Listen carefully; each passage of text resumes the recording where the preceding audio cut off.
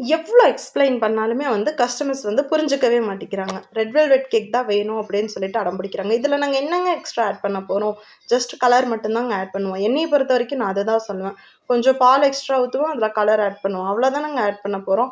அதுக்கு எதுக்குங்க நீங்க ரெட் வெல்வெட் கேக் வாங்கணும்? நான் இந்த பிசினஸ் ஸ்டார்ட் பண்ணதுலேருந்து கஸ்டமர்ட்ட வந்து சொல்றது ஒரே ஒரு விஷயம் தான். Red velvet, blue velvet, rainbow cake, violet வெல்வெட்லலாம் பார்த்தீங்கன்னா, ஸ்பாஞ்சில வந்து கலர்ஸ் வந்து அதிகமா ஆட் பண்ணுவோங்க.